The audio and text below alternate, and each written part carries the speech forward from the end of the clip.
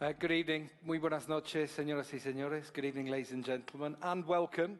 It's great to have you all here for the first ever FIM conference. The topic for the next couple of days will be, as you can see on the screens all around you, women and sustainability within motorcycling. It's really a unique event. It's the first time this event has taken place. We've got some great experts who come from all different fields, not just motorcycling fields as well, but from outside, from the business world, from other sports, from lots of different countries around the world as well. Hopefully we can create a debate here, we can have a discussion, a positive discussion. We can not necessarily find solutions, but suggestions, ideas, and better than anything, a bit of inspiration for everyone here in the room, and as well people back home, because these conferences are being streamed live through the internet. And while I would say the first thing I'd like to remind you is to keep your mobile phones on silent.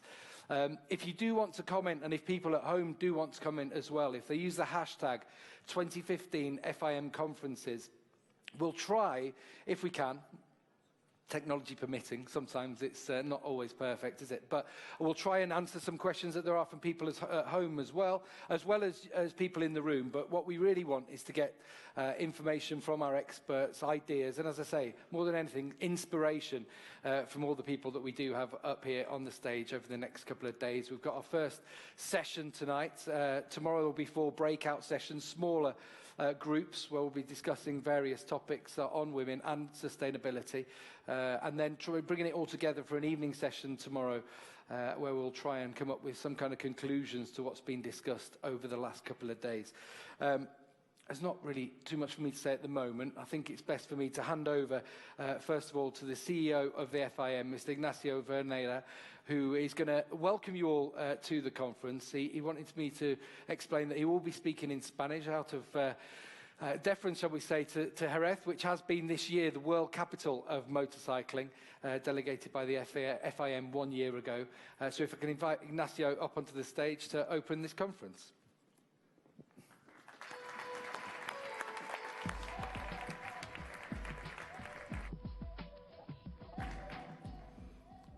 Señor presidente de la FIM, señoras y señores, buenas tardes. Supone para mí un gran honor el darles mi más cordial bienvenida a Jerez y, en particular, a esta primera conferencia FIM, Mujeres más Sostenibilidad en el Motociclismo. En primer lugar, permítanme transmitir el agradecimiento de nuestro presidente, así como de toda la familia FIM, a todos los ponentes que aceptaron de buen grado participar en esta conferencia para compartir con todos nosotros sus conocimientos, experiencias, ideas y opiniones. Para la FIM, esta conferencia es una premier, pero es un escalón lógico de muchos años de trabajo y de gran compromiso con la sostenibilidad de nuestro deporte y con la práctica del mismo por la mujer. El motociclismo femenino y el motociclismo sostenible son proyectos vitales en el plan estratégico de nuestra federación y en nuestro trabajo diario. Tenemos 2 comisiones específicas dedicadas a ello, la Comisión Internacional de Medio Ambiente y la Comisión de Motociclismo Femenino. Y estamos orgullosos de que al frente de ambas comisiones tengamos a 2 mujeres que están desarrollando un gran trabajo y que son las grandes responsables de que hoy estemos todos reunidos en este salón. Son 2 comisiones que van de la mano con todas las otras comisiones de la FIM para brindar una nueva imagen, así como nuevas oportunidades y una nueva visión más comprometida y más moderna para el motociclismo. Nuestro deporte, la participación en nuestros campeonatos ha estado siempre abierta a ambos géneros y el trabajo diario de nuestros clubs, organizadores, federaciones nacionales, uniones continentales, promotores, equipos, medios de comunicación especializados, fabricantes, se basa en una cooperación activa entre hombres y mujeres. La mujer tiene un rol cada día más importante en el motociclismo y, sobre todo, en puestos de gran responsabilidad. Ello nos orgullece, pero también nos incita a trabajar cada día más y mejor para tratar de equiparar el número de hombres y mujeres involucrados en todas las áreas que permiten el desarrollo y la práctica de este atractivo deporte. Sin embargo, no queremos una paridad por el hecho de tenerla. No queremos tener más mujeres involucradas en motociclismo por el simple hecho de ser mujer. Nosotros queremos tener mujeres involucradas por su gran capacidad, ya sea como piloto, como mecánico, como ingeniero, como periodista, fotógrafo, dirigente, especialista, organizadora, gran administradora, gran gestora, etc. Les decía antes que históricamente nuestros campeonatos han estado siempre abiertos a mujeres y a hombres. Sin embargo, en 1999 se decidió la creación de campeonatos específicamente femeninos con la idea de facilitar el acceso de la mujer a nuestro deporte de una manera mucho más abierta. El primer resultado fue el Campeonato del Mundo de Trial Femenino y el Trial de las Naciones Femeninos, disputados ambos en septiembre del 2000, y en los que dejó su sello de gran campeona una muy joven Laia Sanz, que en el curso de estos años ha acaparado más de 20 títulos mundiales en trial, enduro y trial de las naciones. La misma Laia, que también ha deslumbrado al mundo con sus increíbles resultados en el Dakar, en clara y directa competencia en la misma clasificación que los hombres.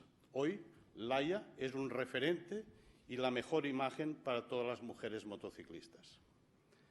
Este es el camino que la FIM desea y quiere, que nos ilusiona y nos da motivos para continuar, que nos asegura que nuestro trabajo diario y el de nuestras uniones continentales y federaciones nacionales va por el buen camino y que es obligatorio y necesario darle la vuelta a la imagen de un deporte que, históricamente, está considerado como deporte de hombres. Es cierto que no es fácil. Es cierto también que nos enfrentamos a situaciones culturales, a tradiciones milenarias que impiden el fácil acceso de la mujer a la moto, no ya como deporte, sino tan siquiera como medio de transporte. Y es aquí donde también es importante el trabajo de todos ustedes, de todos nosotros. Tenemos que ir derribando barreras y superar obstáculos para acercar a la mujer a la utilización diaria de la motocicleta como medio de transporte, como primer paso al acercamiento a una futura práctica deportiva. Tenemos que fomentar el deporte de competición femenino basándonos en la instrucción de las más jóvenes, formándolas a todos los niveles necesarios para que descubran la belleza y la magia del motociclismo. Debemos crear campeonatos para que puedan desarrollarse en clara competencia con otras mujeres, para que el número de practicantes aumente día a día, para que se puedan crear campeonas de referencia que serán, al fin y al cabo, nuestras mejores embajadoras en la promoción de nuestro deporte. ¿Y qué decir del compromiso de la FIM con el medio ambiente inicialmente y con la sostenibilidad? Nos honra ser la primera federación internacional en tener un código de medio ambiente, resultado de la creación, ya hace más de 20 años, de un primer grupo de trabajo específico que desembocó en la creación de la Comisión Internacional de Medio Ambiente. Desde ese día empezó un trabajo difícil. A veces daba la sensación de que no se lograría nada. Parecía que solo existían problemas y obstáculos. Fue desde el inicio un trabajo sin prisas, pero sin pausas. Mucha gente, incluso internamente, en nuestros distintos órganos, creían que teníamos a la policía en casa. Y no era así.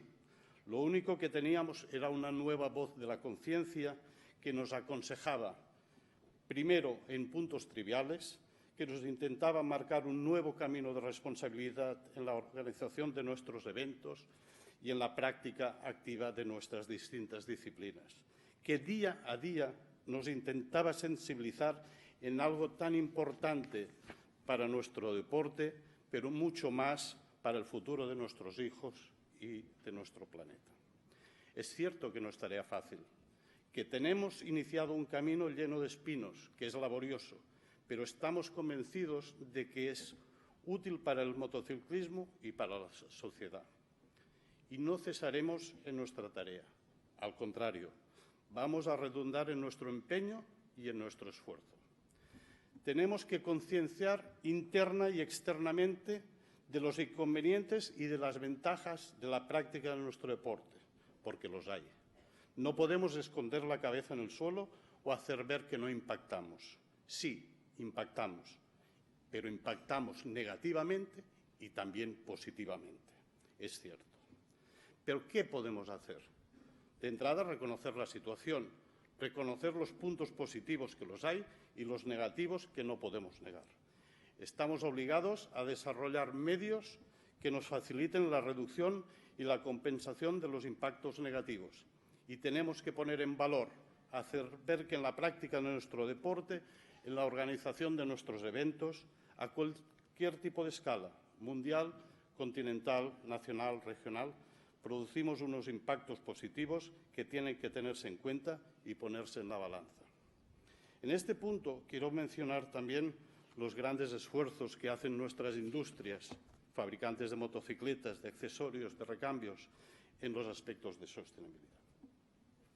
Hoy nos encontramos en Jerez. Es una ciudad mundialmente conocida, reconocida por la gran actividad deportiva de su circuito, así como por sus caballos, por sus bodegas, por sus vinos y la industria que los rodea y una infinidad de cosas más. Podemos decir que es una ciudad con una situación financiera importante. Permítanme que les cuente algo que puede resultar banal, pero que para mí tiene una enorme importancia en el contexto de lo que estoy hablando.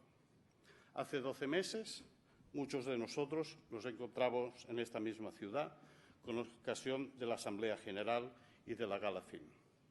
Muchos de nuestros delegados, yo mismo, utilizaron algún que otro taxi. La pregunta del taxista era siempre la misma. ¿Está usted aquí por lo de la FIM?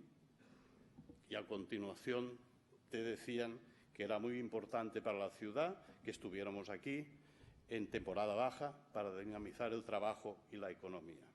Lo mismo ocurría con las delegadas que iban a la peluquería, con todos los que utilizaron restaurantes, los que compraron en tiendas, etc.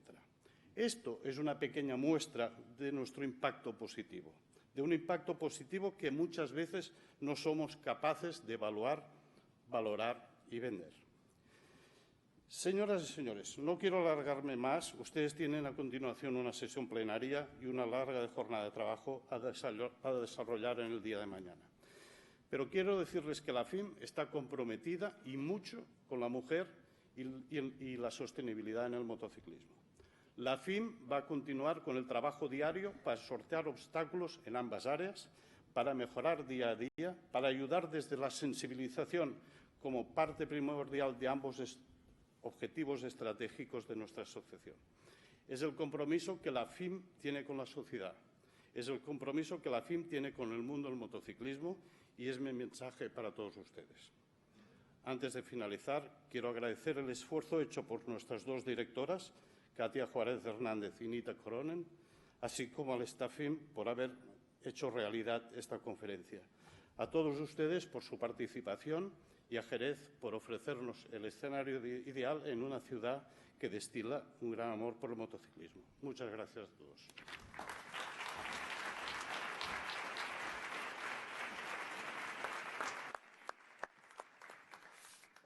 All right, thank you very much to Mr. Verneda. Thank you very much to all of you as well for listening to his words there. And I think touching on some really important points about how women and sustainability are things that we do need to discuss, we do need to talk about in motorcycling. I think it's probably the perfect time that we move on and we start with our first plenary session of this conference here in 2015.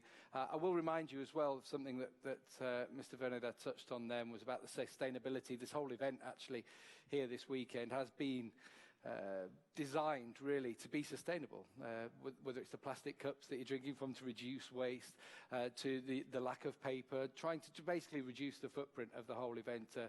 All your journeys here are being carbon offset as well.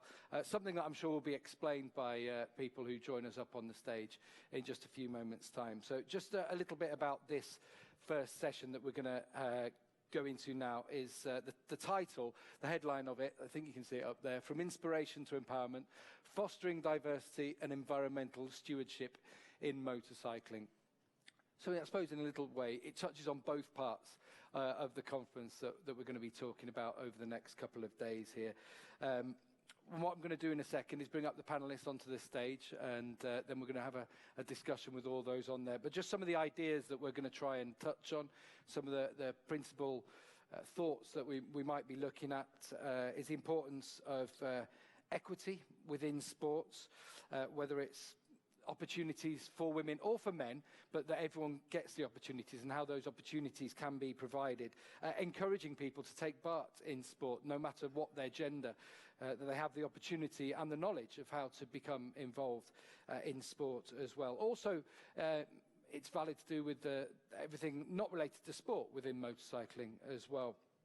The benefits that we can find from having more women involved in our motorcycling sports as well.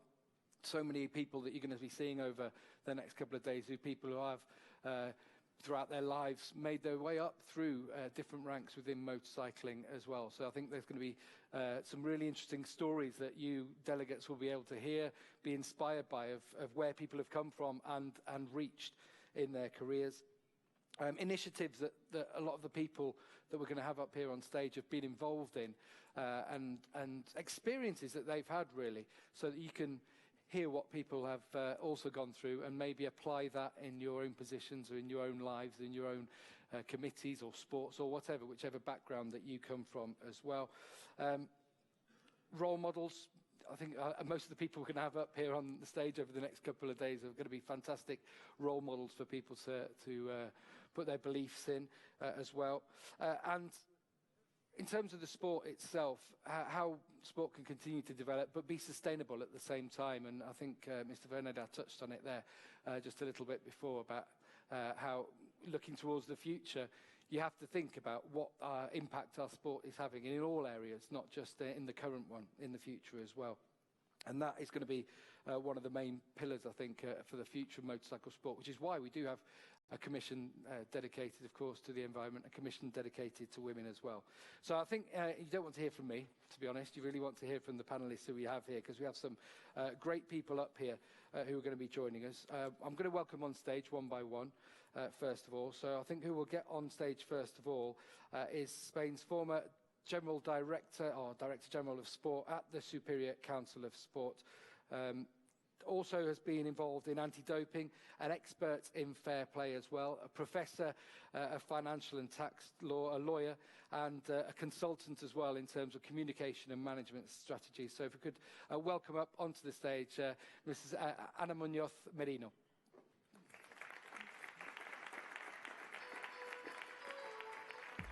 Good evening.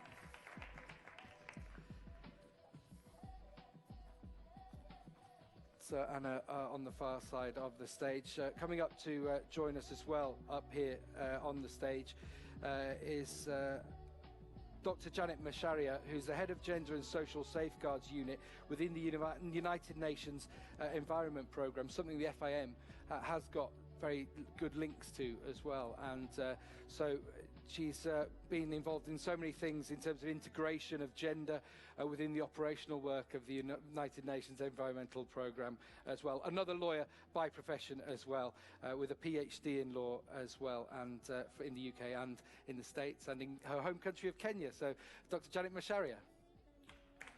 Good evening.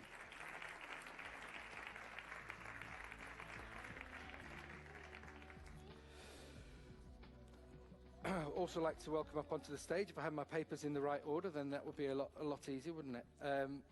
So we've got, next coming up on stage is Ines Maria Fonseca, who is now the Director of the Women's Commission in the Spanish Federation. Now, it's a commission that she basically helped set up herself, having come through the ranks at the regional federation in Asturias in Spain, an amateur rider, she describes herself as but has really been at the forefront in this country here in Spain of bringing to the attention women's issues in motorcycling as well. So we can welcome onto the stage, please, Inés María Fonseca.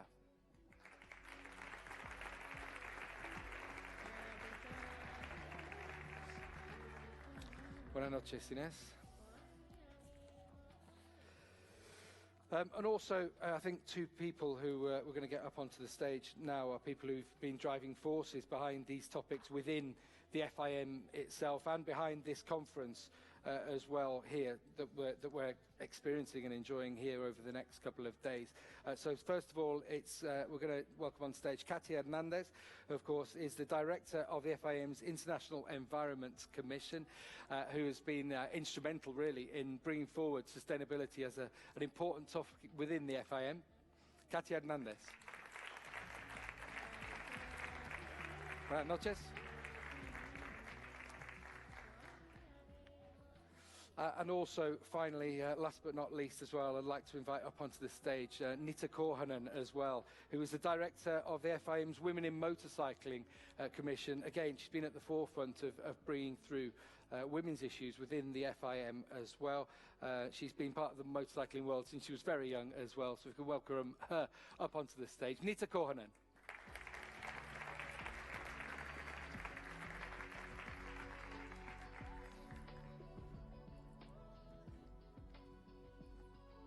Right, so we have our five panelists up here on the stage, and what I think the best way is going to be able to start and start our discussion, start our debate up here, is just go one by one. I want to hear from all the ladies that we have up here on the stage a little bit about their own experiences in their career, of the topics that we're discussing here today, and what I'd also like people who are here is to be thinking about any comments they might have to make, because we do want to make this an interactive forum. While we're going to get people to speak up here on stage, we want concerns, responses that people may have down here. We will, later on in the session, have a little bit of a Q&A, have some questions from the floor as well. As I mentioned earlier, the Twitter hashtag of 2015 FIM conferences, we're going to maybe, if we can, get some Twitter questions that we can maybe throw to our panel up here as well.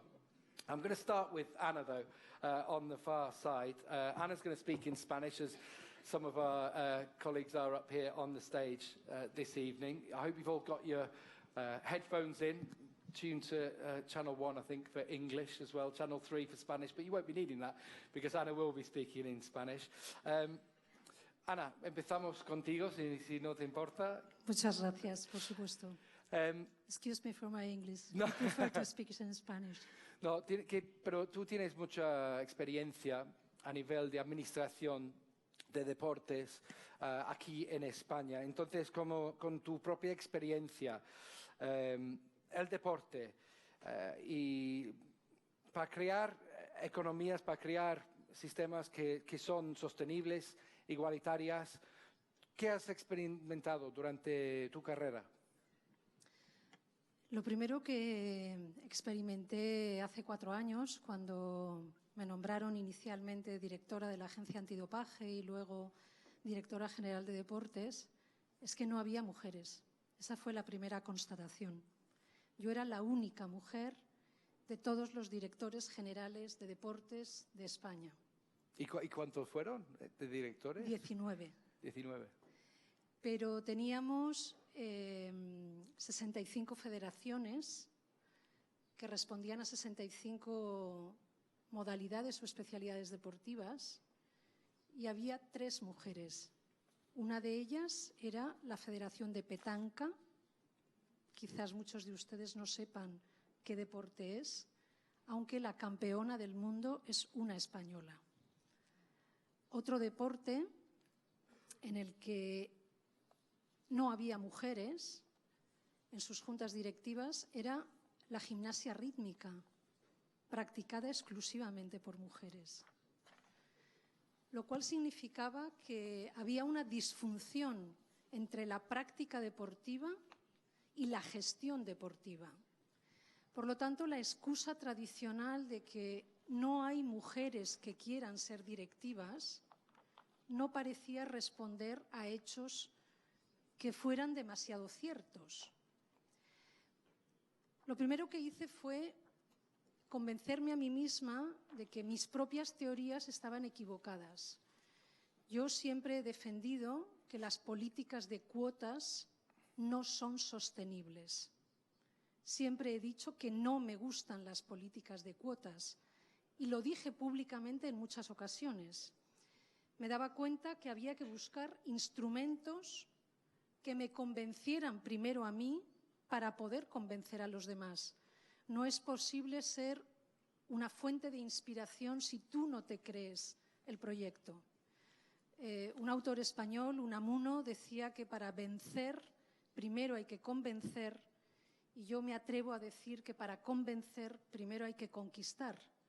Y tienes que creerte el proyecto para que otros amen el proyecto de la misma manera.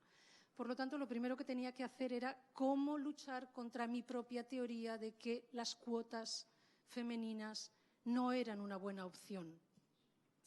Soy jurista y, por lo tanto, con una mente racional que trata de buscar razones, justificaciones, explicaciones y soluciones. Y me di cuenta que solo a través de políticas de reequilibrio temporal era posible defender que las cuotas no eran necesarias. Dicho de otra manera, había que obligar a que hubiera mujeres para que pudiéramos dejar de hacer políticas de discriminación positiva. Porque si no, la experiencia nos decía que las mujeres no llegaban a los puestos directivos. Se puede obligar de muchos modos. Se puede obligar con la palabra, convenciendo, explicando, justificando, animando, inspirando, y el resultado es nothing. Había que buscar, por lo tanto, políticas más proactivas. Y el dinero es siempre una política muy interesante. Pero no puede ser utilizado para políticas negativas.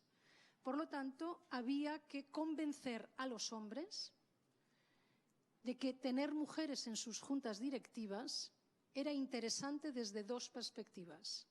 Desde la perspectiva social, era un mensaje positivo y a eso se apunta todo el mundo, pero desde el punto de vista económico también era interesante. Se podía pensar entonces en dar dinero por tener mujeres, lo cual es una política de compra de cuotas. Iba doblemente en contra de lo que yo pensaba. Y entonces pensamos que había que diseñar una política más sugerente. Si no existe un porcentaje de mujeres en vuestras juntas directivas, no podéis acceder a las subvenciones públicas. Da igual que sean para hombres o para mujeres. De esas 65 federaciones, 64 modificaron sus juntas directivas en un plazo no superior a mes y medio. Había mujeres. Pero había que luchar contra otra crítica posterior.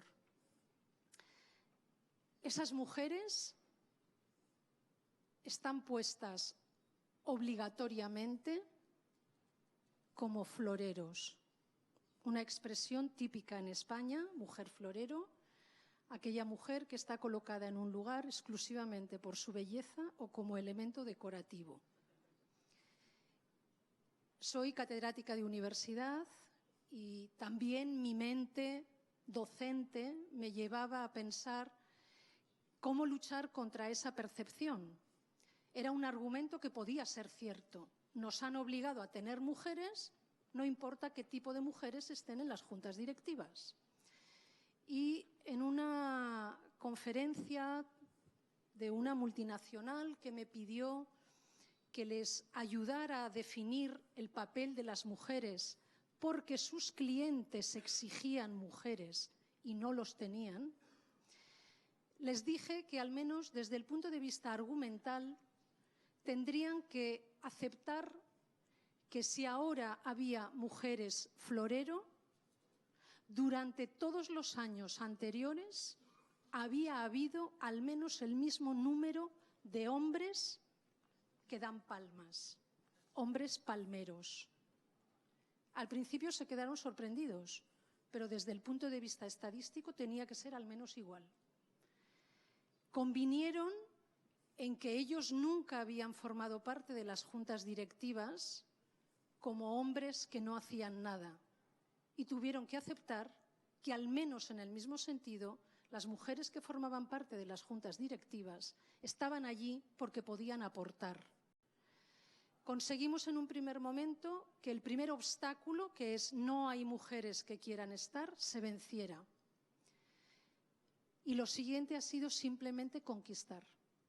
Porque esas mujeres han demostrado en muy poco tiempo, y creo que la Federación Española de Motociclismo es un gran ejemplo en ese sentido, y aquí tenemos a una representante extraordinaria de esa política, han demostrado con el simple hecho de que las dejaran trabajar que no solo podían, sino que además eran capaces de incorporar a los hombres a políticas de género que no fueran exclusivamente, lo decía Ignacio Berneda, por el simple hecho de que eran mujeres.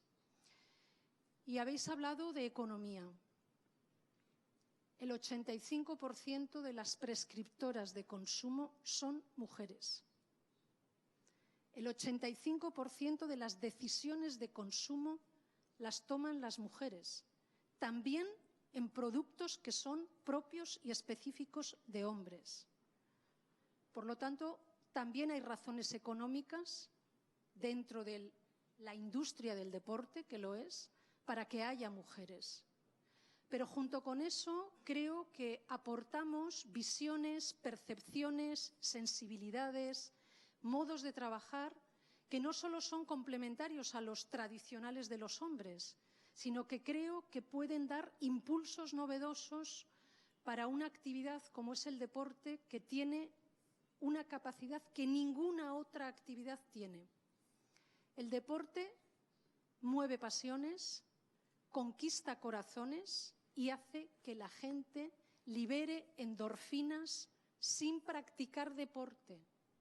No es necesario practicar deporte para que el deporte te haga feliz. Yo he dejado mis responsabilidades políticas hace 3 meses. No he sido practicante de ningún deporte. No fui directora general por ser una atleta. Pero tengo que decir que el deporte es adictivo. Estoy aquí. Mi futura carrera profesional tendrá que ver con el deporte porque genera un movimiento afectivo que ninguna otra actividad puede hacerlo.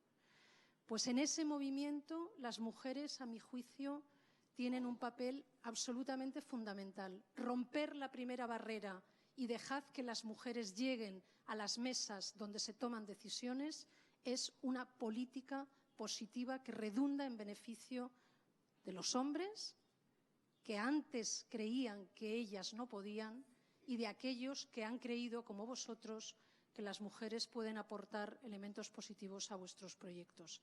Esa fue la primera medida y fue positiva. La segunda, y no quiero ocupar más tiempo del de mis compañeras, fue incentivar políticas fiscales comprometiendo a los distintos gobiernos para que impulsaran el deporte femenino, concediendo beneficios fiscales a todas las actividades que supusieran incorporar a las mujeres a la práctica deportiva. El proyecto Universo Mujer, que tiene una duración de 3 años hasta el año 2018, supone contemplar los mayores beneficios fiscales para las empresas que colaboren con las federaciones deportivas en proyectos destinados a mujeres. Y este año se ha aprobado otro incentivo fiscal muy importante del 90% para el fomento del deporte base de los niños. A las niñas hay que ayudarles a practicar deporte no cuando tienen la capacidad de decidir como mujeres, sino cuando tienen que elegir entre hacer deporte y estudiar. Es el breakpoint en el que habitualmente la mujer decide abandonar la práctica deportiva. Creemos que esas medidas son importantes para que las mujeres ocupen no el lugar que merecen, no me gusta esa expresión, sino el lugar que ellas quieren ocupar. Muchas gracias. Thank you very much. Thank you very much, Anna. I'd like to move on to Janet. Actually, something that Anna was mentioning there about sport and its positive impacts, and maybe we've talked about the role of women and the positive impacts, the positive emotions and feelings that sport throws up. So from your point of view, from the United Nations Environmental Programme, what can you tell us about the policy there regarding a relative between sport and the environment, and using the popularity, using that addictive feeling from sports? How can we use that in a positive fashion as regards the environment? Thank you very much, Gavin. Before I start, I want to thank Kathy and her team and also the CEO for the kind invitation. I think this is a very exciting conference, and I'm really looking forward to a lot of exchanges. The other thing I should just point out, I come from a country where we are famous for running, and I also run with athletes, in the sense that I support them from the ranks, and I'm always watching all the athletics that are going on and how Kenya is performing. I'm not an athlete, I'm not in any sport, but I really do support this part of sports. In terms of UNEP's strategy on sports and environment, this really dates back to actually about 1993, and again, following up on how FIM has its code starting up from 1994, it's like we are linked up in terms of looking into sports and environment. And we see sports as a way of, one, disseminating environmental messages, but at the same time, we also see how we can utilize our environmental knowledge and expertise in terms of ensuring sustainable sports, for example, through the sporting goods industry. We also look at how we can spread environmental messages through the use of goodwill ambassadors. So, I mean, it's more like a multi-pronged approach that we have. Why do we do this? Because one, we know that sports can affect the environment, and likewise, unsustainable environmental management can affect sports. When I talk about sports affecting the environment, if we do not have sustainable sporting practices, we can have increased pollution, increased unsustainable consumption. We are not using our resources efficiently, increased waste, and I mean, we could go on and on and on. But on the other hand, if we do not manage our environment, it will, on the other hand, affect sports, pollution, and not recycling our waste in a productive way.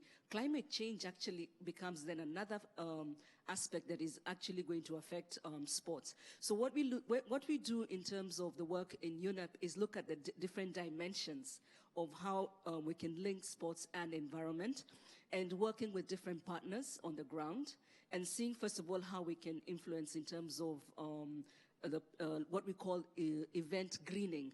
If we're having a worldwide event, how best can we look into integration of advising our partners, not we doing it, but working with our partners in terms of integrating green policies and practices starting from planning, implementing, and actually carrying out the events. And there are many reasons for this, because of course we want to ensure that we are sustainably using the environment, because we don't want to compromise future generations, but at the same time also ensuring that our sporting partners also undertake what it is, the event that they want to do in a sustainable manner, without also compromising what it is that they want to undertake. So it's really a multi-pronged approach that we undertake. But just to go back in terms of looking at how do we create awareness, which is another aspect of our strategy. Using goodwill ambassadors is one. But then also working with our youth. We have a very dynamic youth program, which is called Tunza, which targets the younger generation from 15 years to about 25 years, and using these youth groups as a way of disseminating environmental awareness programs. And again, we know that the youth have they admire a number of sports stars, so I could call them, using these sports stars as goodwill ambassadors, not only to disseminate the environmental messages, but also create that awareness amongst the youth, because we know that sports can really get our youth into more positive ways of living within the society, and using these role models as a way of just not only talking about environmental management, but also talking about how the youth can get integrated into sporting activities. So, and again, of course, we have worked in looking at addressing women and sports, women and girls into sports management. We know that there are challenges that face integration of women in all types of economic development. And also the previous speaker has talked about the challenges she faced earlier on in her life and how she's managed to address, how these were addressed in Spain. These also affect our address in terms of environmental management. So integrating these challenges into environmental management, that is integrating the perspectives of women and girls into environmental management and linking it up to sports, is a challenge. It's not a one-day wonder. The challenges are the same across the board. So how we look at our sports program together with the youth is, how do we address these challenges facing young girls into sports management? Who is it that we can work with? For example, I'll just give an example of a camp that is run in Nairobi, which is known as the Sadili Oval Camp. Basically, it's to introduce young boys and girls into tennis. It's a tennis camp. But then at the end of the day, you find that it is the young boys who have more time to actually participate in the camp, because the camp, I mean, of course, now these challenges have been addressed, but they found out that the girls were having difficulties in terms of sharing toilets with boys. And as a result, depending on the time of the month, they are not able to participate in the games. So little things like those are actually challenges facing access to sports. And these are things that we have to talk about, we have to address, and see how best we can open up the spaces for women and girls in sports. I could go on and on, but I'll just stop there. Thank you. Okay, thank you very much, Janet, for the time being. I'm sure we'll come back to some of those issues as well.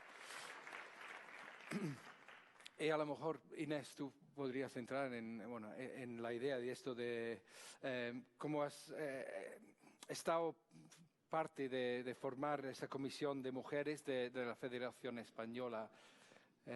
Otra vez, los obstáculos que has encontrado y la dirección en que debería ir esa comisión desde entonces. Buenas noches a todos. Pues desde que nosotros empezamos a hacer la Comisión Femenina de Motociclismo en la Real Federación Motociclista Española, nos encontramos de primera mano el principal obstáculo, la gente que necesitas que te apoye. A veces necesitas que no solamente las pilotos o los cargos oficiales, todas las mujeres que tienen algún vínculo con el motociclismo quieran acceder, sino que necesitan también que el entorno les apoye. Incluso en algunos eventos que organizamos, pretendemos, en definitiva, intentamos estimular, promover muchísimas cosas, entre ellas fomentamos que sean ellas más autónomas. Consideramos que es una de las formas para poder prepararse como futuras deportistas y futuros cargos, etcétera, ¿no? Y una de las principales trabas que encontrábamos era que carecían de autonomía. Cada vez que las convocabas para algún evento, venía el familiar pertinente al lado, ¿no? El padre, hermano, tío, y esto a su vez, aunque parecía que estaba bajo un paraguas protector, que le estaba haciendo ser mejor, que le estaba ayudando, nosotros consideramos que era todo lo contrario. Al final lo que hacía era limitar el aprendizaje de esa deportista y no dejarla que se pudiera desenvolver. Evitamos que pudieran venir acompañadas y fue uno de los principales obstáculos, así a modo de anécdota, que puedo contar de cuando realizamos los eventos. Pero también el principal obstáculo que tenemos en España es quizá en la mentalidad de nuestra sociedad. Todavía cuesta entender que una mujer pueda alcanzar, como decía antes Ana Muñoz, que pueda alcanzar un cargo directivo o algún cargo de responsabilidad sin justificarlo.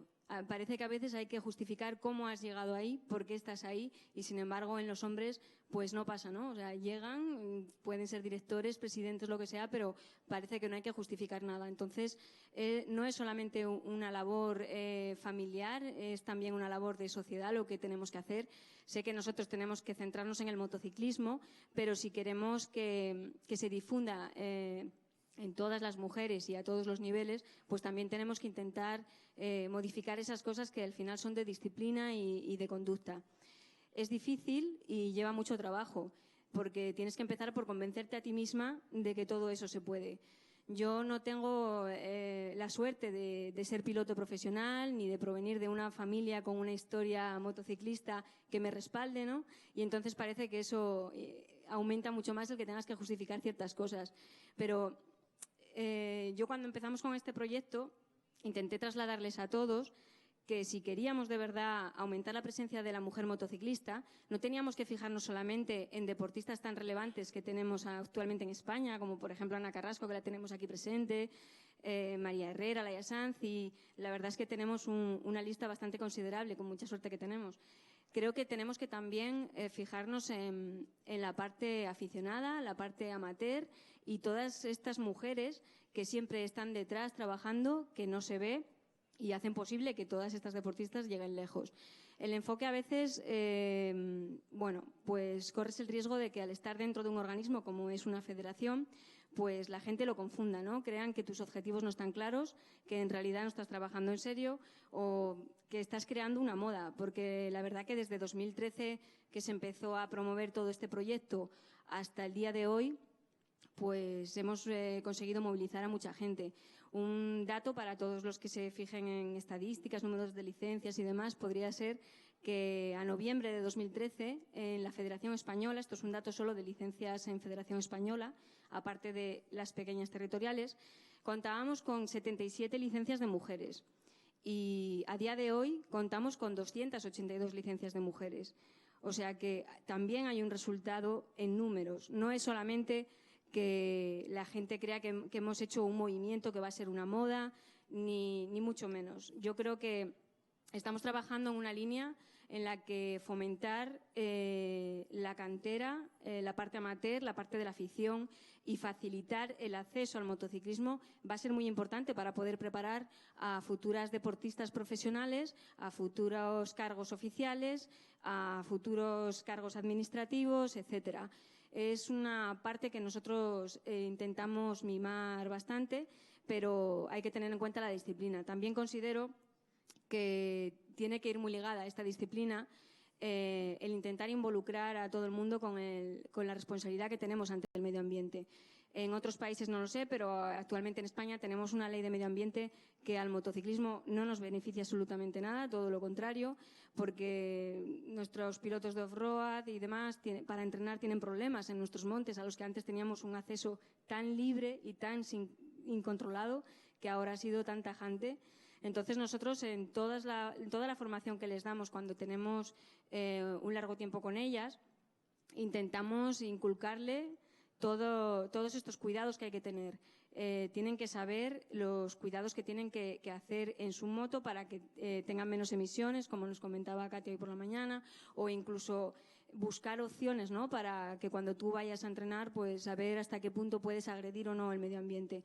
Pero yo creo que esto no solamente es una labor con las mujeres ni con las niñas, sino que tenemos que ir poco a poco implementándoselo a todos los deportistas. Así que nosotros ahora mismo estamos centrados, por supuesto, en la presencia de la mujer en el motociclismo, pero siempre intentamos abarcar un poco más, ¿no? Nos exigimos un poco más. En numerosos campus de formación que hacemos, siempre son multidisciplinares. Les damos formación física, nutricional, incluso de autosponsorización, algo que me fijé en un campus que vi de Nita en Almería, que les enseñaban distintos aspectos, ¿no? Porque de lo poco que les puedas enseñar en 3 días, quizá se lleven 2 cosas que ya lo van a ampliar ellas después.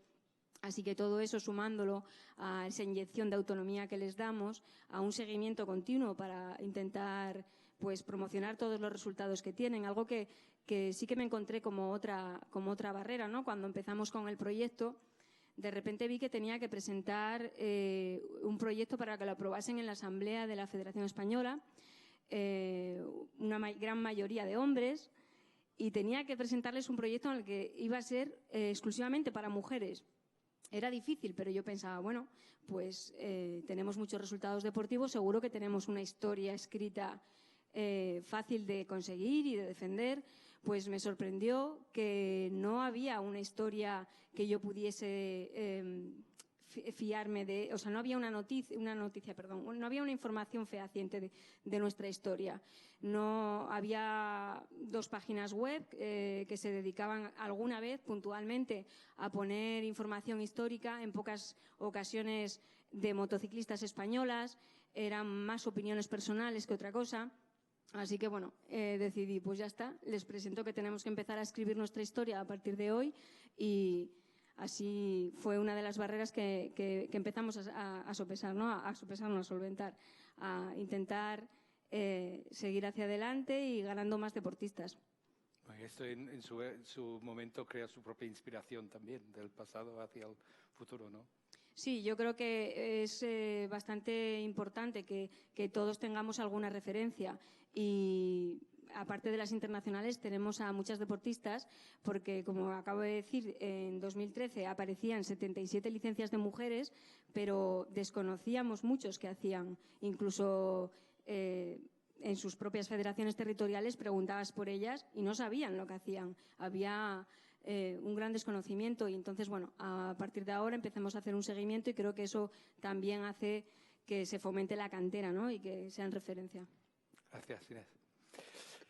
Right, I want to move on to Katia, who's alongside as well. Katia, bueno, hemos tocado un par de temas ya, pero yo creo que es importante al principio de toda esta conferencia saber un poco lo que está haciendo la comisión de que tú eres directora, la Comisión Internacional de Medio Ambiente, the Environment Commission en la FIM. Si nos puedes explicar un poco el trabajo de la comisión y los obstáculos que hay delante, los proyectos en que se está desarrollando en este momento. Bueno, antes que nada, muy buenas noches a todos. Pues como lo mencionaba Gavin, presido, pues soy la directora de la Comisión Internacional del Medio Ambiente, la CIE. La CIE se encarga pues de todos los aspectos relativos con la sostenibilidad, es planificar, organizar, dirigir y controlar todos aquellos aspectos que tienen que ver con la sostenibilidad, no solo del deporte de la motocicleta, sino que también con la parte de la recreación. Les hago un poquito de historia. La comisión inicia allá por el año de 1992. Pues un grupo muy visionario, a mi manera de ver, comienza pues con esta intención de hacer algo, de cuidar nuestro deporte, de visualizar de que realmente el futuro del deporte descanse en uno de los pilares, uno de sus pilares fundamentales, que es realmente cuidar lo que tenemos hoy para dejar a las futuras generaciones un legado. Es así, pues, como se forma un grupo de trabajo, se presenta el primer borrador del primer Código de Medio Ambiente, el cual es ratificado en el año de 1996, y como mencionaba el director general, se convierte en el primer Código de Medio Ambiente de una federación deportiva internacional. Eso, pues, realmente impacta, eso nos deja en un gran compromiso, y es así como seguimos trabajando poco a poco. Hemos hecho durante todo este trabajo, durante todo este año, un trabajo de mucho lobbying al principio, que no ha sido fácil. Al principio, sí, como preguntaba Gavin, pues muchos obstáculos. Yo comencé en la Federación, en la Unión Latinoamericana de Motociclismo, como directora de la Comisión de Medio Ambiente. Me encontré muchos obstáculos al principio. Nadie, inclusive mis compañeros, mis colegas en la parte de sostenibilidad me preguntaban, ¿y qué haces medio ambiente y motos? No tiene nada que ver. No se veía en aquel entonces, hace 15 años, el impacto que el deporte podría llegar a tener, y no solamente por el hecho de impactar con la motocicleta. Estamos hablando de la organización de mega eventos, el impacto que tiene organizar mega eventos deportivos. Entonces, primero empezar a educar, empezar a demostrar con hechos de que el trabajo era válido. Quiero hacer un paréntesis aquí, pues en mi calidad de mujer, nunca ha sido un obstáculo el ser mujer, al contrario, ha sido una gran ventaja para mí, porque he tenido pues la suerte de contar con miembros de la administración que realmente creen en el trabajo de la mujer, y realmente pues ha sido una ventaja. Entonces, realmente pues fue de ir abriendo puertas. Nuestra comisión, presidida por nuestro antiguo director, Giancarlo, pues tuvo que hacer mucho lobbying, y bueno, ahora entramos en el 2011 en la dirección con nuevos proyectos que, como lo mencionaba Janet, proyectos que necesitan inspirar, proyectos que quieren inspirar. El deporte es un gran vehículo para poder educar a masas. Realmente tenemos grandes programas, como el programa de los embajadores ambientales, donde hemos logrado alcanzar millones de fans a través de un tweet, a través de la viralidad de las redes sociales, donde uno de nuestros atletas está hablando de contribuir a que no se desperdicie la comida, donde nuestros atletas hablan de reduce, reusa y recicla. El deporte realmente nos ha permitido a nosotros inspirar, que es la palabra clave de esta conferencia. Nos ha permitido inspirar a mucha gente, y no solamente del mundo de la moto, no solamente de la gran familia FIM, nos ha permitido llegar mucho más allá, con el agrado de decirles que tenemos los videos de nuestros atletas colgados en la página web de UNEP, donde gente que no está relacionada con el deporte puede ver el potencial magnífico que tiene el deporte para poder inspirar. Obstáculos siempre los habrán, definitivamente, pero yo creo que como decía Ana, con creer y con amar lo que hacemos, y con tener esa convicción de que realmente estamos haciendo algo por el futuro, por las futuras generaciones, yo creo que vamos a seguir inspirando y enamorando a muchos más. La idea que es que en estas conferencias ustedes se vayan totalmente inspirados y que vayan a sus países a replicar nuestros modelos, a trabajar con nuestros proyectos que son realmente dedicados para la gran familia de la FIM. Gracias. Muchas gracias, Katia. Nita, as Katia was talking about their inspiration, and we're talking about that's the idea of this conference. So maybe you could let us all know a little bit about the Women Motorcycling Commission and some of the projects, some of the things that you are involved in at the moment in the aim of inspiring people. Yeah, well, good evening to everybody. First of all, I just found a few hours ago that it's International Men's Day today, yeah. So happy International Men's Day. It's really funny to have a women's commission, a women's conference on International Men's Day, but I think in the end it's really great way to show that we are here to do cooperation, and it's not only about the women, but motorcycling is something for everybody. So next year, our commission, FIM Women in Motorcycling Commission, will celebrate 10-year anniversary. So it was established in 2006. Since that, we have been working really hard to get more women into the sports, not only to the sports side for the racers, but also as lesser riders, officials, administratives, marshals, mechanics, whatever. And our next year's, the anniversary theme will be talent to come first. So what Ignacio also said in his opening speech, we don't need more women, we need more talented people. And if that's women, that's just good. It shouldn't be an issue what the gender is, but we just need good, talented people. And these days, when many federations are really suffering of the fact that there is not enough volunteers, there is not enough spectators, and so on. So that is the main thing why we need more women. And like Anna said, there is a huge huge market in the women side. So this is something we should really engage somehow, get new roles for women in motorcycling, and that's what we are aiming for. We also want to have high-level competitions, so we don't want to have women's series if the level is not high enough and if we don't have enough participants. For example, motocross is a great example where we have women's own class. We have many participants over there, the level is good, and that's one of the reasons we will establish next year European Motocross Cup for women together with Ustream and FIM Europe. So we will have our first race in Poland in May, and this is one stepping stone for the World Championship level to ensure that the level will stay high and we will get more riders from the a bit lower level entering to the World Championship level in the end. But then again, we have some great examples like Anna Carrasco sitting over here. Her turn will be tomorrow to be on this stage to share her success story. She has been a great role model in road racing. But it's not the point of having women's only class when there is no need. And we have discussed together with Dorna that we want to keep the doors open for women to compete in the highest level.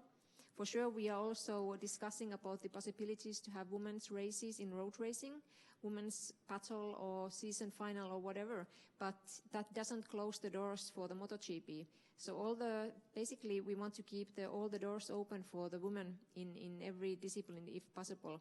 But the main thing is that we need more talented people, whether it's sports or whether it's the administrative or mechanics or whatever. So our mission is basically to improve the situation of women in motorcycling and get more women involved, and especially more talented people. Yeah, thank you very much, Nita. Yeah, talented people across the board of both genders as well. Janet, it was something you were talking about, the project you talked about with the tennis back in there. We're talking obviously in this conference now about inspiration and empowerment of people. So have you got any other ideas of any other projects that you've been involved in that's been aimed at promoting equality and empowerment in sport, using sports? Not really, but then I could just talk about how we can inspire. Yeah, right? Of course. Okay. One of the things that we found out is that we need to invest in sports. When you look at in terms of the countries that invest in sports, you find that there's a paucity in terms of the countries, for example, in Africa.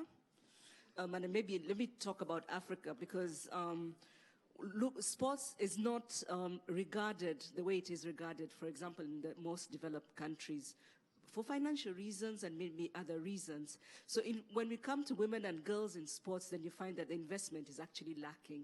So one of the things that we can talk about is how do we invest in sports for women and girls? What is it? What are the obstacles? And how can these obstacles be overcome?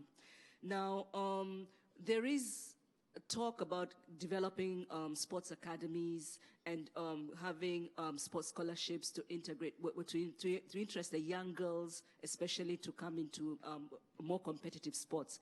But again, this is far and far between when we look at the African continent. Probably South Africa would be leading in that. But when we come into other countries, we find that the investment is actually not that way that we'd expect it to be.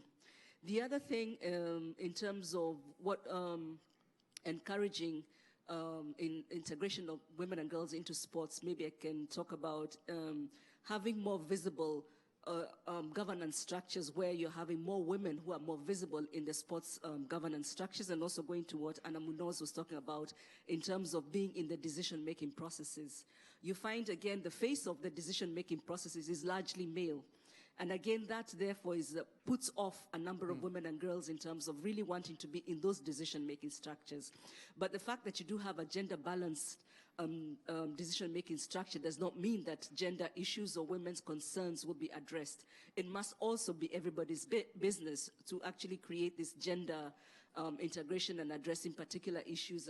If there are specific issues concerning men and women, this actually can be raised up by both, either whether it's a man as a decision maker or a woman as a decision maker. The idea is that we should make it everybody's business. But as it is right now, when you look at the governance structures, and it's not just in sport, it's literally around the world, the face that you see is mainly the man's face.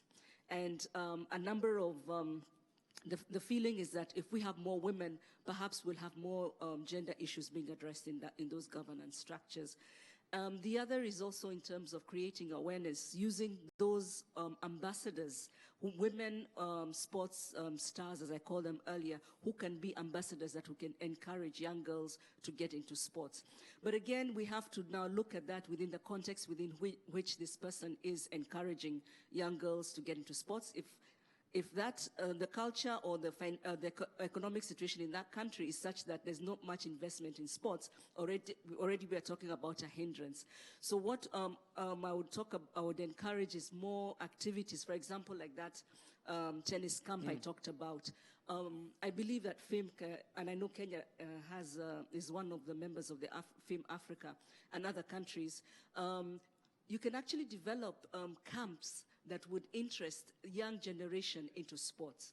I know motorcycling is regarded as an expensive sport. Yeah, something I was going to say. Yeah, it's regarded as an expensive sport, not only just in Africa, globally. Yeah. But I believe even if it is regarded, I mean, we do have that opening that can encourage the younger generation to look at whether it is motorcycling or other forms of sports, and this can be a way in which creating a camp to generate that kind of interest. And I just wanted to say something else about motorcycling as a sport. When we look at motocross on one hand, and then you look at the the use of motorcycles in Africa, motorbikes, as a means of cheap transport. So you have two different ways. I know we are talking about it as a sport, but then also creating our environmental awareness amongst those who are using motorbikes as a way of cheap transport. They also can be involved in environmental sustainability. They are doing that which we are saying we do not want to do in terms of waste, in terms of, let's say, I was looking at one of the PowerPoints for education in terms of spillage of oil, in terms of just unsustainable practices. It doesn't mean that creating environmental awareness is only for those who are in the sport. But maybe there's another way we can use that knowledge that FIM has in environmental sustainability to reach out to those who are using this form of transport to create awareness. And I think it's now become common, especially in the developing countries, that you'll see the bikes are being used as a cheaper way of transport. Perhaps that's an initiative that can be developed. But again, that is completely gender blind. Both men and women use that kind of transport as a way of getting by. So it's really looking at different niches of how we can actually create interest and inspire that interest amongst the generations, and really looking at what is existing within the different countries or the regions that we come from. Yeah. Ana Muñoz, ¿tenía algo, no, que entrar ahí?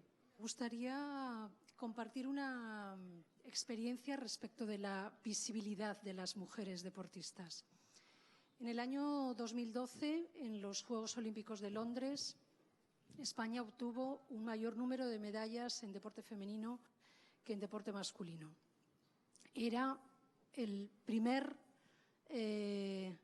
punto de inflexión de la evolución natural de una sociedad que se igualaba en número de hombres y mujeres y número de mujeres que practicaban deporte. Por lo tanto, era una evolución natural. Pero detectamos en aquel momento que los éxitos deportivos de las mujeres eran absolutamente efímeros. Morían el día que recibían la medalla y no volvían a aparecer. De manera que no inspiraban. Y ahí pasaba algo. Nos reunimos con los principales directores de los medios de comunicación deportivos para pedirles, como gobierno, era una petición, que podían atender o no, para pedirles que por favor, era por lo tanto un ruego, una súplica, por favor dieran mayor visibilidad al deporte femenino en sus páginas. Y los medios de comunicación son industrias. se rigen por el criterio del beneficio y no deben regirse por otro, porque no son instrumentos ni al servicio del poder ni en contra del poder, son empresas y, por lo tanto, son sus accionistas los que deciden. Ellos nos dijeron que en alguna ocasión, por razones puramente de conveniencia social, decidieron que en sus portadas iban a sustituir el fútbol, que era el deporte que habitualmente aparecía, por los que ellos denominaban deportes minoritarios, o sea, cualquier otro que no fuera el fútbol. El resultado económico de la tirada del día hacía que el Consejo de Administración desaconsejara vivamente que se volvieran a hacer experimentos de esa naturaleza. Si además de eso les pedíamos que ya no fuera un deporte minoritario, sino un deporte femenino, que era mucho más minoritario que el deporte minoritario, les estábamos pidiendo que hicieran una obra de caridad y ellos no estaban para hacer obras de caridad. De manera que nos encontrábamos con una pescadilla que se mordía la cola. No teníamos capacidad para hacer visibles a las mujeres, de manera que las mujeres que fueran visibles inspiraran a otras mujeres. Había que romper de alguna manera esa cadena, ¿no? Ese círculo vicioso. Y decidimos que por qué el enemigo era el fútbol. Todo el mundo decía, solo aparece el fútbol en los medios de comunicación. No deja espacio para otros deportes, no deja espacio para las mujeres. Y pensamos, si tú tienes una ola que te viene encima, tienes dos opciones para salvarla. O dejar que te ahogue, y evidentemente se acabó el problema, o subirte a la ola y surfear. Nos reunimos con los responsables en aquel momento de la Federación Española de Fútbol y de la Liga de Fútbol Profesional y les pedimos el favor que les habíamos pedido a los medios de comunicación. Es verdad que ambos recibían dinero del gobierno. Por lo tanto, acceder a ese favor era probablemente más fácil que con los medios de comunicación. Y decidieron que en sus eventos y galas deportivas incorporaban a la presentación de esas galas a mujeres deportistas. De manera que cuando Cristiano Ronaldo recibía un premio de la Liga de Fútbol Profesional, le entregaba ese premio Mireia Belmonte, que era campeona olímpica en natación. Evidentemente, había que hacer un plus. Teníamos que hacer atractivo para los medios de comunicación que Mireia Belmonte le entregara un premio a Cristiano Ronaldo y que la protagonista fuera ella, no Cristiano Ronaldo. Acudimos a la Asociación de Diseñadores de Moda Española, de manera que asumieron un compromiso absolutamente altruista, generoso y que nunca se lo agradeceremos lo suficiente, por el que ellos diseñaban ropa para ellas cuando acudían a un lugar en el que no eran protagonistas.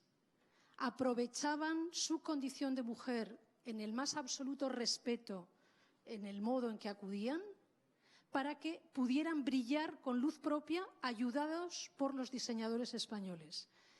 La primera gala de la Liga de Fútbol Profesional fue tan exitosa que los medios de comunicación al día siguiente hablaban, por supuesto, de los premios que había recibido Messi, Ronaldo, Sergio Ramos, etcétera, pero hablaban sobre todo de quiénes eran las mujeres que les habían entregado los premios y empezaron a contar sus historias. Aquí es donde quiero llegar. Para las mujeres deportistas creo que no basta con contar sus éxitos deportivos. Los medios de comunicación necesitan historias, necesitan conquistar a los lectores con cosas distintas, porque las medallas se mueren el día que las ganas, pero en cambio las historias que hay detrás de cada medalla atraen a los padres, a las madres, a los prescriptores del deporte, a la industria del deporte y sobre todo a los empresarios que quieren hacer marketing junto con el deporte. Y este es el elemento fundamental para que los medios de comunicación cambien. Volvemos al discurso inicial. ¿Por qué los medios de comunicación no recogen en sus páginas deporte que no sea fútbol? porque los patrocinadores fundamentalmente lo que pagan es el fútbol. Si nosotros conseguíamos que otras marcas estuvieran interesadas en deportistas que no eran futbolistas, significaba que esas marcas compraban publicidad en los medios de comunicación y entonces los consejos de administración no tenían otro remedio que publicar en sus páginas deporte de otro tipo. El año pasado, 5 portadas del diario Marca y del diario AS estaban dedicadas exclusivamente a una mujer. Eso les puedo asegurar que es absolutamente impensable en la comunicación deportiva en España. Pero no solo eso, sino que dentro de sus páginas empezó a aparecer el deporte femenino como un interés propio del propio periódico. Ya no era una labor social de equilibrio entre hombres y mujeres, ¿no? Era su propia actividad económica, que es la de hacerlo mejor para venderlo mejor. Eso significa que las federaciones deportivas, a mi juicio, tienen que evolucionar a la hora de contar lo que hacen. Y creo que esto es muy importante para el futuro. Tradicionalmente, o al menos esa es la perspectiva que yo tengo en España, las federaciones son las entidades que dan soporte, organización, pasión, búsqueda de nuevos talentos para conseguir éxitos deportivos y fomentar la actividad deportiva. Yo creo que tenéis que hacer algo más. Tenéis que ser prescriptores de historias que interesen a los medios de comunicación, porque entonces esa pescadilla empieza a rodar ella sola y genera en muy poco tiempo una actividad económica impensada o que en este momento creemos que sería muy difícil de conseguir solo con los éxitos femeninos. El resultado ha sido que los premios del diario AS del año pasado fueron exclusivamente para mujeres deportistas, de todas las modalidades deportivas. En los premios nacionales del deporte de este año que entregaron sus majestades los reyes hace 2 días, el porcentaje de mujeres premiadas era del 80%. Y hace 3 años yo estaba en el mismo jurado y no llegaba en absoluto al 30%. Los medios de comunicación son fundamentales, pero hay que hacerles llegar historias que interesen y no solo el éxito deportivo sin más. Creo que puede ser un punto de reflexión. Por lo menos en España nos dio un resultado muy interesante que compensó la falta de recursos del presupuesto público. Yeah.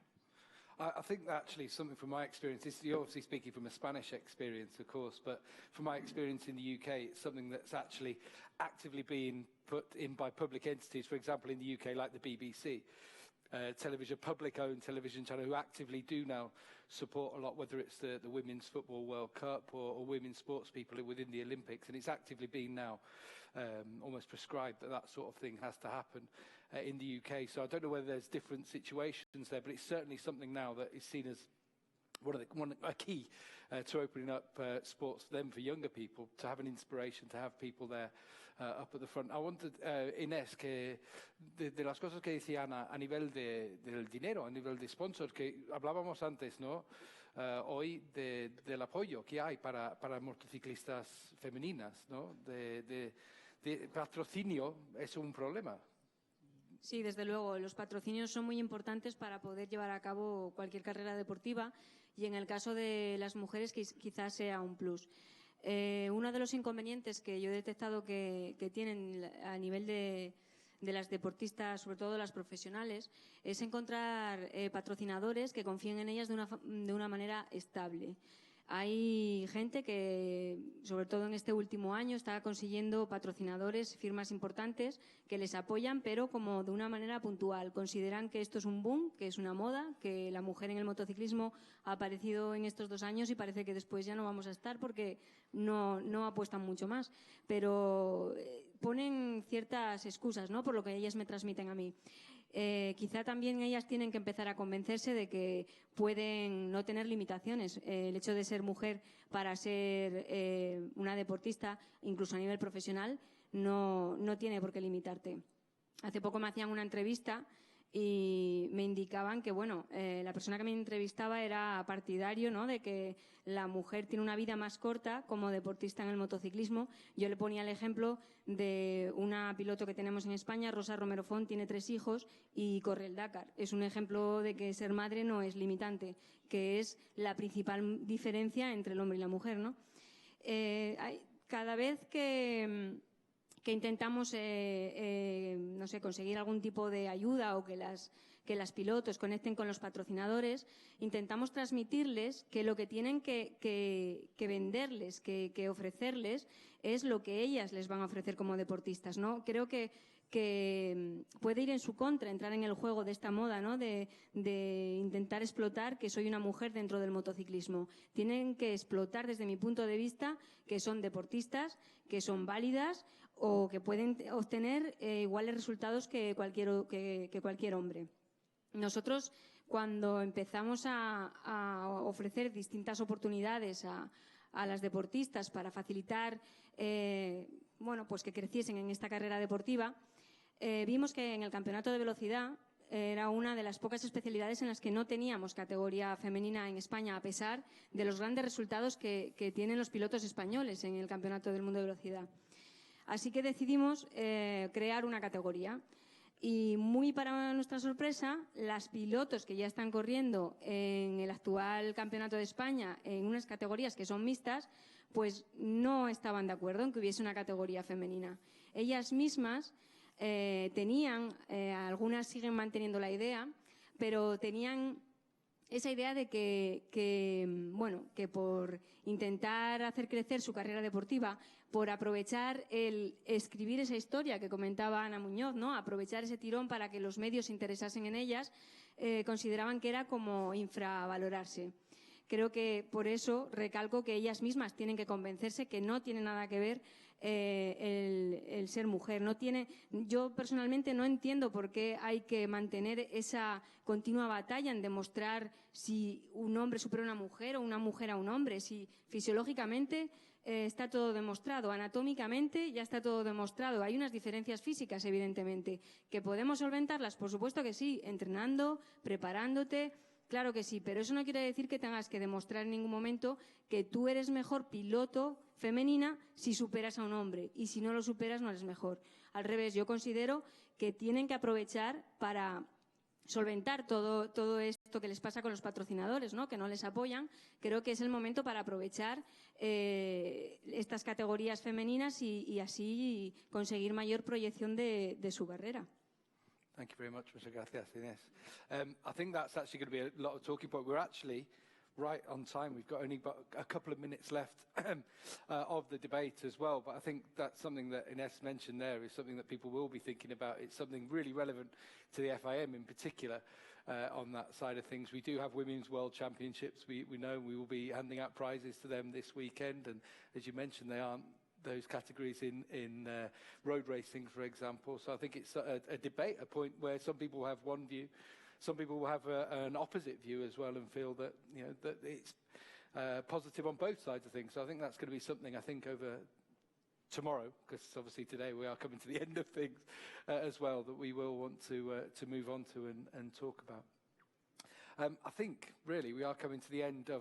it's gone really quick, a little bit quicker than we expected, to be honest, as well. I'm sorry that not everyone's been able to speak as much, but hopefully one thing I hope that the first session has done a little bit is give a few people a few ideas for whether it's panellists, what they want to talk about tomorrow, or in some of the breakout sessions that we do have tomorrow, perhaps have a few questions that they want to throw up, or a few ideas that have been stirred into action by some of the things that our panellists have said up here tonight.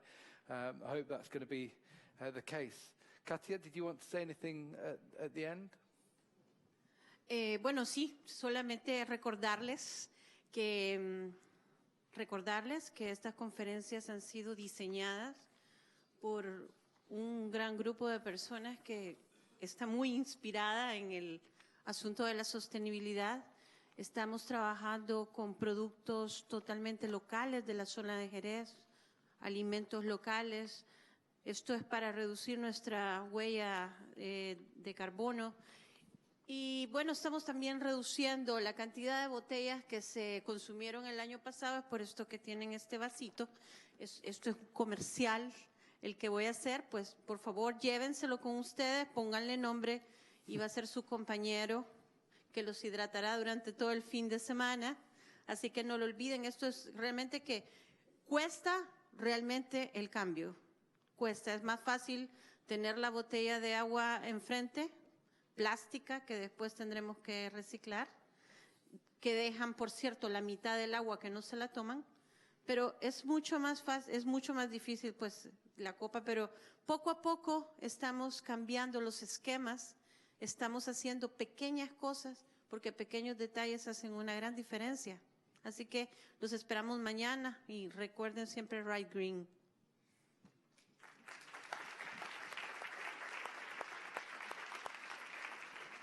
Nita? Thank you. Also, on my behalf, thank you so much for coming here. I really hope to see you tomorrow as well. A few final words. I think the main things, what Ines, for example, mentioned, that there are no reasons why women couldn't do these sports. I mean, not physical reasons. We will practice harder if needed. But in the end, it's the expectations from the society, and it's the women themselves and the girls themselves. So basically, what we all need to do is to give them opportunities, show good role models, have ambassadors, give good examples. And like Anna also said, in media, we need success stories. So we need to highlight a few good examples and role models who can lead the way for the young girls to really realize that they are able to join us and they are able to do exactly the same as the guys. And in the end, this is really great work to be, right Katja? So on behalf of us, thank you so much, and we hope you a great conference. Thank you very much, Nita. Thank you, Katja. Thank you, Ness. Thank you, Janet. Thank you, Anna, as well. Thanks for your presence, and thank you, everybody here. We hope to see you early in the morning. I think the first two sessions that we have start at 9 o'clock in the morning, but you're going to need to come in at 8 o'clock to make sure you're registered as well, and we've got you all here and ready to get going. Okay, thanks very much for everyone being here, and we look forward to seeing you in the morning. Don't forget, now there is a cocktail outside, so make sure you enjoy it. Thank you.